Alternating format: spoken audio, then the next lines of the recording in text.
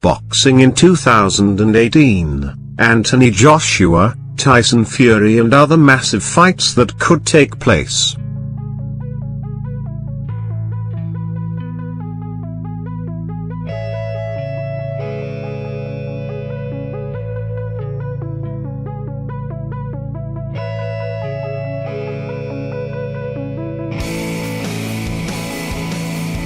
The diary has already got some mouth-watering matchups with David Haye and Tony Bellew scheduled to get back into the ring after their grudge fight in 2017. There's another all-British clash to look forward to when George Groves and Chris Eubank Jr. get together in February. And Kell Brook is back too, fighting up at super welterweight where he should be able to showcase his very best after a chastening defeat to Errol Spence Jr. But what about the fights that haven't been made yet?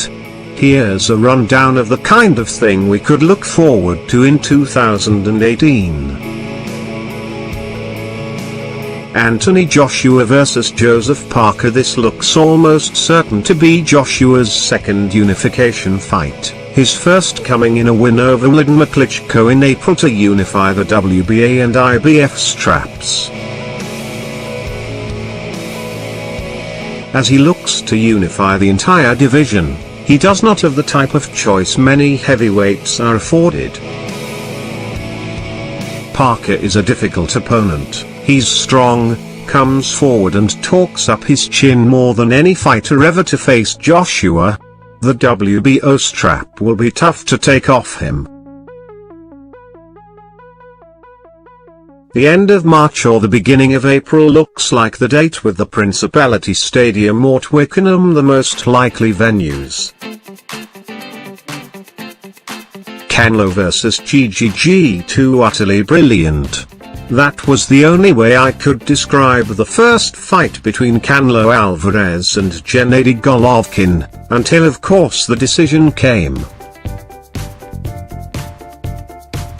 A dull-eyed bird awarding Alvarez the fight. 118-110 swung the decision away from GGG to a split draw.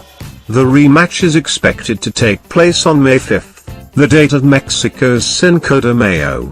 Fireworks galore in and out of the ring.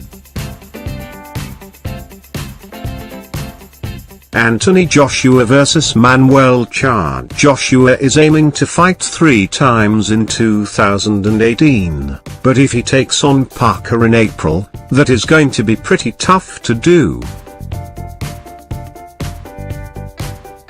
More likely he will, as he did in 2017, fight just twice. Assuming the deal with Deontay Wilder cannot get done until 2019, and that seems more than likely because Eddie Hearn is holding out on the American fighting Dillian Whyte before he takes on Naj, Manuel Charr would be a reasonable opponent for Joshua. The Syrian-born heavyweight has 4 defeats on his record but beat Alexander Ustinov last month to become the WBA regular world champion. Joshua will not enjoy the confusion that title creates in the division and will think nothing of taking on the German-based fighter, which could be a good keep-busy fight while others make deals difficult. It could also see Joshua go abroad, with Las Vegas an obvious and necessary choice at some point. Tyson Fury vs Tony Bellew. Love him or hate him, Tyson Fury is on his way back. He is a few weeks away from the British Boxing Board of Control hearing that will see him relicensed in the UK, and he will be the only man who can stop the return of the Mac, as he calls it. He will want a tune-up fight, but after that, he's going after belts. But before that, he has a social media beef with Tony Bellew to settle, which seems only fair to do in the ring.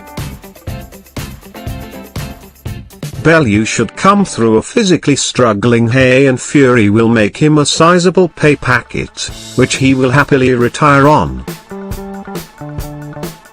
Callum Smith vs George Groves. Chris Eubank Jr. The World Boxing Super Series has been an unadulterated success in my eyes, if only because it has made some fights happen that we needed to see.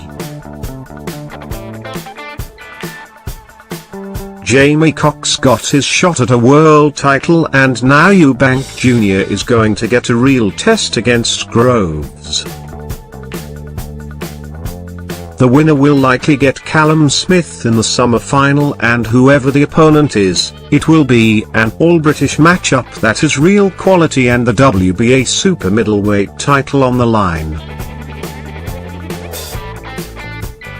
Smith's size will be challenge for the smaller Eubank Jr., while hard-punching Groves will find fewer more solid chins than 23-0 Smith.